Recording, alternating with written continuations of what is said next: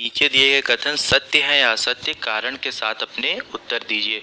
और यहाँ पर देखिए हमें 3 प्रश्न दिए गए, पहला, दूसरा और तीसरा। पहला प्रश्न क्या है हमारा, प्रत्येक प्राकृत संख्या एक पूर्ण संख्या होती है। तो मैं आपको बताना चाहता हूँ, जो प्रश्न 1 में हमें कथन दिया गया है, ये कथन क्या है, एक सत्य कथन है, तो हम यहाँ पर क्या लिखेंगे, सत्य। और कारण क्या है, देखिए कारण ये है, जो पूर्ण संख्या होती हैं वो कहाँ से शुरू होती हैं, शून्य से। तो देखिए मैं लिख देता हूँ यहाँ पे,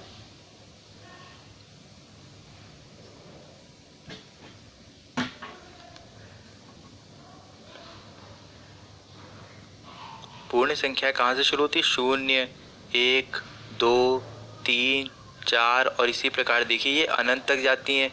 और जो प्राकृत संख्या होती है वो कहाँ से शुरू होती है, वो 1 से शुरू होती है। तो हम क्या लिखेंगे यहाँ पर, प्राकृत संख्याएं कहाँ से शुरू होती हैं, 1 से।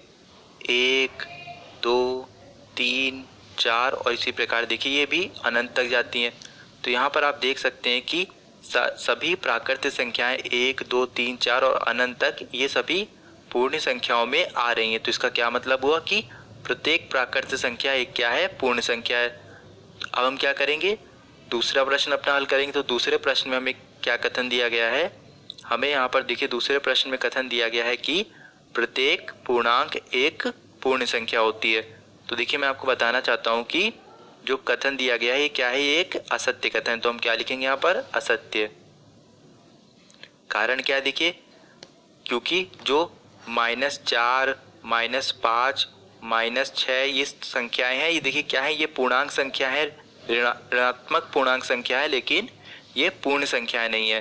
देखिए होता क्या है, शून्य होता है, शून्य के बाद क्या आता है, 1, 2, 3, 4, 5 और ये अनंत तक जाता है। इसी प्रकार शून्य के पहले क्या आता है, -1, -2, -3 और यहाँ पर देखिए यहाँ भी ये भी अनंत तक जाता है। तो देखिए जो शून्य के बाद 0, 1, 2 और जो अनंत तक जा रही है, ये सभी संख्याएं क्या हैं, ये पूर्ण संख्याएं हैं। और जो शून्य के पहले -1, -2, -3 ये सभी क्या हैं, ये ऋणात्मक पूर्णांक है, लेकिन ये पूर्ण संख्याएं नहीं है। और जो देखिए माइनस अनंत यानी -इन्फिनिटी से लेकर +इन्फिनिटी से लेकर जो संख्या है, ये सभी क्या है, पूर्णांक है। और लेकिन जो धनात्मक पूर्णांक ही क्या है, पूर्ण संख्या है। हमारे कहने का क्या मतलब है, जो शून्य के बाद जो संख्या आई है, शून्य से लेकर अनंत तक जा रही है, धनात्मक पूर्णांक ही क्या है, पूर्ण संख्या है। तो हम क्या लिखेंगे, पूर्ण संख्याएं। मतलब पूर्णांक संख्याओं का धनात्मक भाग ही क्या है, पूर्ण संख्याएं। तो यहाँ से हमारा देखिए दूसरा प्रश्न हल होता है। अब हम क्या करेंगे, अपने तीसरे प्रश्न को हल करेंगे। तीसरे प्रश्न में हमें कथन क्या दिया गया है, प्रत्येक परिमेय संख्या एक पूर्ण संख्या होती है। तो मैं आपको बताना चाहता हूँ, जो तीसरे प्रश्न में हमें यहाँ पर कथन दिया गया है, ये कथन भी क्या है, एक असत्य कथन है। तो हम क्या लिखेंगे यहाँ पे, असत्य।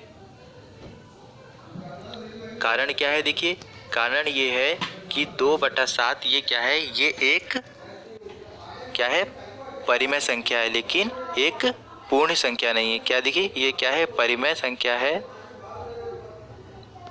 लेकिन ये पूर्ण संख्या नहीं है।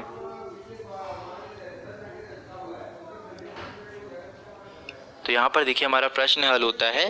धन्यवाद। हेलो दोस्तों। नमस्कार दोस्तों, आज का हमारा प्रश्न है, नीचे दिए गए कथन सत्य है या असत्य,